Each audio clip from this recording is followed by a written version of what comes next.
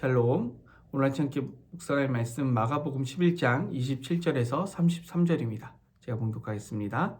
그들이 다시 예루살렘에 들어가니라. 예수께서 성전에서 거니실 때에 대제사장들과 서기관들과 장로들이 나와 이르되 무슨 권위로 이런 일을 하느냐? 누가 이런 일을 할 권위를 주었느냐? 예수께서 이르시되 나도 한 말을 너희에게 물으리니 대답하라. 그리하면 나도 무슨 권위로 이런 일을 하는지 이르리라.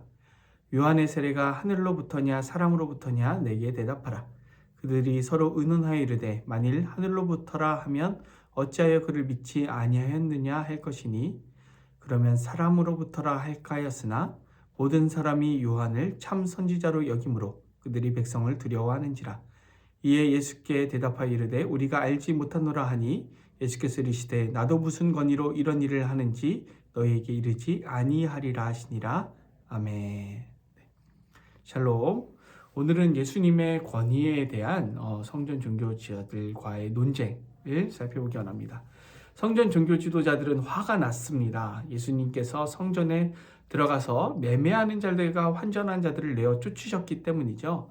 이 성전을 통한 종교 비즈니스에 큰 차질이 생겼습니다. 이제 사람들은 성전이 아니라 성전 밖에서 재물을 사겠지요. 그리고 환전을 할 필요가 없어서 환전 수수료를 낼 필요가 없어서 일반적으로 통용되는 화폐를 가지고 거래할 것입니다. 성전은 매매를 통한 이익도 환전을 통한 이익도 얻을 수 없게 되었습니다. 물론 약간의 불편함은 있겠지만 오히려 많은 백성들은 또 숨통이 좀 트이고 지역 상권도 아마 살아나게 되겠죠. 성전 종교 지도자들은 이제 예수님께 나와서 무슨 권위로 성전에서 매매하던 사람들을 내쫓았는지 묻습니다. 사실 우리도 성경을 읽으면서 이게 좀 궁금하기는 합니다. 예수님은 대제사장도 사두개인도 아닌데 제자 12명 데리고 와서 이렇게 약간 물리력으로 장사하는 자들을 내쫓는 게 괜찮은 일인가? 이런 생각이 들기도 하죠. 이 유월절 전날 예수님을 체포하듯이 또 무력이나 공권력으로 이 사람들이 예수님 제압하는 거 아니야? 이런 생각이 들기도 하죠. 근데 그렇게 하지 못한 이유는 모든 명분이 예수님께 있었고 예수님이 백성들의 지지를 받고 있었기 때문입니다. 11장 8절에서 10절 한번 읽어보겠습니다. 많은 사람들은 자기들의 겉옷을 또 다른 이들은 들에서 벤 나뭇가지를 길에 펴며 앞에서 가고 뒤에서 따르는 자들이 소리 지르되 호산나 찬송하리로다 주의 이름으로 오시는 이여 찬송하리로다 오는 우리 조상 다윗의 나라여 가장 높은 곳에서 호산나 하더라. 메시아를 기다리던 많은 사람들이 예수님을 준비된 나귀에 모시고 호산나를 외치니까 어떻게 할 수가 없는 것이죠. 32절 말씀 읽어볼까요?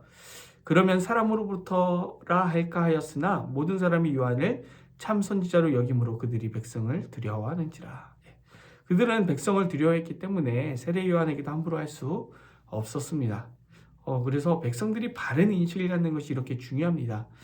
사랑하는 성도 여러분, 백성들이 세례 요한을 따르지 않았다면 그리고 예수님을 따르지 않았다면 이 성전 정화 사건은 일어날 수 없었을 것입니다. 우리 또한 교회에 대해서, 목회자에 대해서, 나라에 대해서, 지도자에 대해서 어느 정도 바른 인식을 갖고 있는 것이 굉장히 중요한 것 같습니다. 그래야 이 교회와 나라를 불의한 세력으로부터 지켜낼 수 있지 않겠습니까? 다시 본문으로 돌아와서 성전 종교 지도자들이 이제 예수님께 건의를 묻습니다. 마가복음 11장 27절, 28절 읽어보겠습니다. 그들이 다시 예루살렘으로 들어가니라. 예수께서 성전에서 거니실 때에 대제사장들과 서기관들과 장로들이 나와 이르되 무슨 권위로 이런 일을 하느냐? 누가 이런 일을 할 권위를 주었느냐? 이 예수님께서는 이제 세례 요한을 가지고 그들에게 대답하신 것이죠. 29절 30절입니다. 예수께서 이르시되 나도 한 말을 너에게 물으리니 대답하라. 그리하면 나도 무슨 권위로 이런 일을 하는지 이르리라. 요한의 세례가 하늘로부터냐 사람으로부터냐 내게 대답하라. 이 예수님의 물음에 그들이 완전히 자가당착에 빠지는 것이죠. 31절 32절입니다. 그들이 서로 의논하여 이르되 만일 하늘로부터라 하면 어찌하여 그를 믿지 아니하느냐 할 것이니 그러면 사람으로부터라 할까 하였으나 모든 사람이 요한을 참 선지자로 여김으로 그들이 백성을 두려워하는지라. 이 성전 지도자들의 종교 비즈니스와 세례 요한은 완전히 대척점에 있습니다. 그들은 성전을 중심으로 보이지만 세례요한 공동체는 광야에서 모였습니다. 그들은 성전 종교제를 유지하기 위해서 여러 규칙을 만들었지만 세례요한이 있었던 당시의 광야 공동체는 이들보다 훨씬 더 엄격한 규칙을 만들고 지키면서 광야에서 더욱 경건한 삶을 살았습니다. 세례요한의 권위를 하늘로부터라고 하면 자신들의 입지가 흔들릴 것이요 사람으로부터라고 하면 백성들이 두려운 것이죠. 그러자 이제 예수님께서 이 말씀을 하시는 것입니다. 33절입니다. 이에 예수께 대답하여 이르되 우리가 알지 못하노라 하니 예수께서 이르시되 나도 무슨 권위로 이런 일을 하는지 너희에게 이르지 아니하리라 하시니라. 근데 이 대답은 통쾌해 보이기도 하지만 한편으로는 성전 종교자들의 대답을 피해간 것처럼 그렇게 느껴지기도 합니다.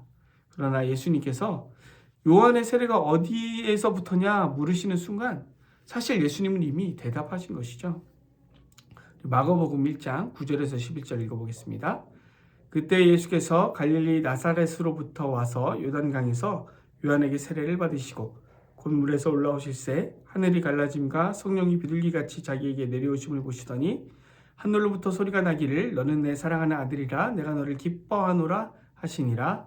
아멘. 예수님께서 세례 요한에게 세례를 받으실 때 이미 하늘로부터 소리가 나서 이는 내 사랑하는 아들이다 라는 선포가 있었습니다. 이 소리가 모든 사람에게 들린 건지 아니면 예수님께만 들린 건지에 대해서는 논쟁이 있습니다. 그러나 확실한 것은 예수님께서 십자가에 못 박히실 때 하늘이 그려진 휘장이 갈라지고 로마의 백부장이 그는 진실로 하나님의 아들이었다라고 고백하면서 이 장면이 이 세례 장면을 떠올리게 한다는 것입니다. 그리고 이 장면은 모든 사람에게 보여지고 들려지는 장면이었죠. 예수님께서 세례 요한의 세례의 권위가 어디서부터인지 물으신 것은 단순히 종교 지도자들을 자가당착에 빠지게 하기 위해서만 물으신 것이 아닙니다. 새 성전을 여시는 이 예수님의 사역의 권위는 하늘로부터이고 그 사역의 절정은 십자가다라고 강력하게 선포하신 것입니다. 오늘 우리가 하는 모든 신앙생활의 권위는 어디로부터입니까? 우리가 하는 모든 신앙생활의 당위가 십자가이고 이 세례가 거듭남의 표인 것처럼 구원이기를 소망합니다. 우리의 신앙의 권위, 십자가입니다. 예수님의 사역의 권위가 십자가이듯이 우리가 하는 모든 것의 권위도 십자가의 하루를 살아가기를 소망합니다. 기도하겠습니다. 사랑하는 하나님 아버지, 그렇습니다. 예수님께서 세례 요한의 권위를 물으신 것은 예수님이 하시는 모든 일의 권위가 십자가에 있음을 그리고 하늘로부터 있음을 나타내신 것입니다. 하나님, 우리가 하는 모든 신앙생활도 그렇습니다. 우리가 하는 기도, 우리가 하는 찬양, 우리가 하는 봉사, 우리가 하는 헌금, 우리가 하는 모든 신앙생활의 권위가 아버지 하나님 하늘에 있고 십자가에 있습니다. 우리가 그것을 잊지 않고 살아가는 하루 될 수 있도록 인도하여 주시옵소서. 감사드리며 예수님 이름으로 기도드립니다. 아멘. 오늘도 기도는 베트남 이대로 채사라 선교사님 가정과 사역을 위해서 기도하겠습니다. 이어서 기도하실 때 우리 교회를 위해서 기도합니다. 우리 섬기는 모든 분들을 위해서, 우리 교역자들, 우리 당회원들, 재직들, 또 모든 봉사자들을 위해서 기도하겠습니다. 타지에 있는 우리의 자녀들을 위해서 기도합니다. 그리고 아픔 가운데 있는 성도들을 위해서 기도합니다. 우리 이어서 기도하실 때 세계 평화를 위해서, 열방 선교를 위해서, 한국교회와 나라 민족을 위해서 기도하신 후에 우리의 개인의 기도 제목을 가지고 자유롭게 기도하시다 돌아가겠습니다. 기도합니다.